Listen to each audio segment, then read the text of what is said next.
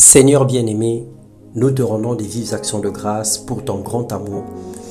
Nous élevons ton nom plus haut et nous proclamons ta fidélité à cause de tout ce que tu fais dans nos vies. Aujourd'hui, nous sommes en vie, nous pouvons respirer le bon air. Ce n'est pas parce que nous avons accompli ou nous avons posé les meilleurs actes qui puissent attirer tes regards vers nous, mais c'est simplement l'expression de ta grâce, ta compassion en notre faveur et l'élection de ton amour qui a permis que nous soyons comptés parmi les vivants. Et nous en sommes infiniment reconnaissants.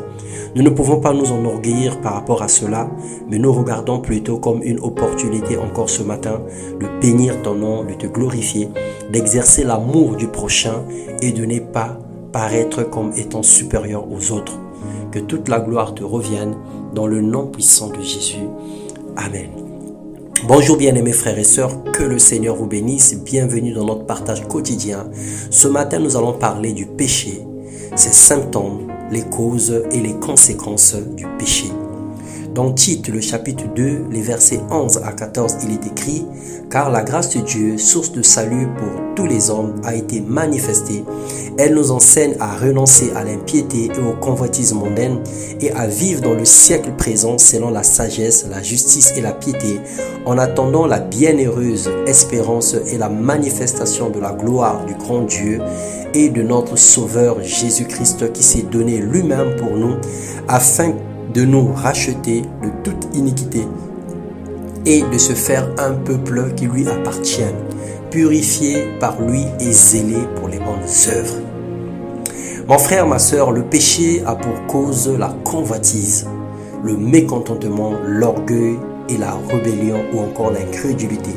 Plusieurs personnes appellent le mal bien et appellent le bien mal.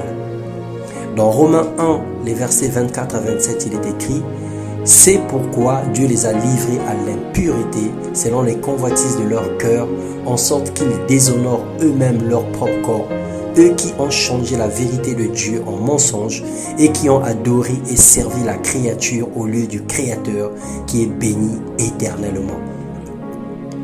C'est pourquoi Dieu les a livrés à des passions infâmes, car leurs femmes ont changé l'usage naturel en celui qui est contre nature, et que même les hommes, abandonnant l'usage naturel de leurs femmes, se sont enflammés dans leurs désirs les uns pour les autres, commettant homme avec homme des choses infâmes et recevant en eux-mêmes le salaire que mérite leur égarement.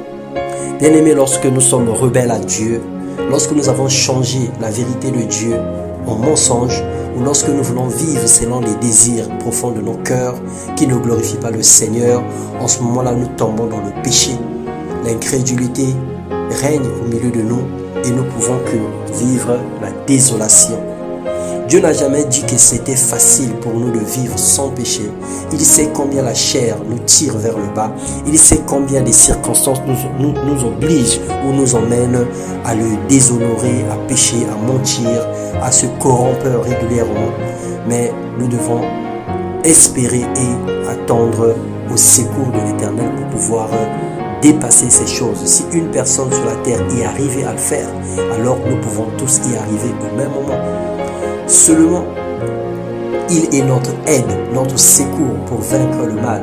Nous devons nous saturer de la parole de Dieu et de mettre en pratique, selon Josué 1:8, que le livre de la loi ne s'éloigne pas de nos bouches. Nous devons la méditer régulièrement pour apprendre de Dieu ce qu'il y a d'important, ce qu'il y a de nécessaire pour ne pas s'attacher à des choses qui ne le glorifient pas. Dans Acte 2, le verset 21, la Bible déclare « Alors quiconque invoquera le nom du Seigneur sera sauvé ». Donc aujourd'hui, la cause du péché, c'est la convoitise, c'est l'incrédulité, la rébellion et toutes ces choses. Et les symptômes du péché, c'est le manque de sagesse, c'est l'injustice, l'impiété et le manque de crainte de l'Éternel. Et la conséquence de tout cela, c'est la mort que ça peut engendrer. Car une seconde après la mort, nous n'avons plus rien à faire, nous n'avons plus rien à réclamer. C'est pendant que nous sommes en vie. Alors aujourd'hui, je ne sais pas, tu fais face à quel défi, à quel péché qui s'attache encore à toi. Crie à Dieu pour régler le problème du péché dans ta vie. La mort a des rendez-vous fantaisistes. Personne ne connaît ni la seconde ni l'heure. Le temps, c'est maintenant et aujourd'hui. Le plus grand danger, c'est attendre ou raisonner devant le péché. Le plus grand danger, c'est de penser que nous avons encore le temps. Le plus grand danger, c'est de penser que le Seigneur est plein d'amour et qu'il ne peut rien faire pour nous. Ou encore, il peut toutefois tolérer nos erreurs. Mais bien aimé, la conséquence du péché, c'est la mort.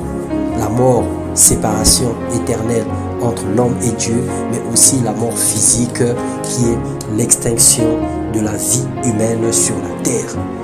Alors si tu veux vivre et si tu as le goût de la vie éternelle, si tu as la crainte de Dieu, alors c'est aujourd'hui et maintenant que tu dois régler ton problème avec Dieu.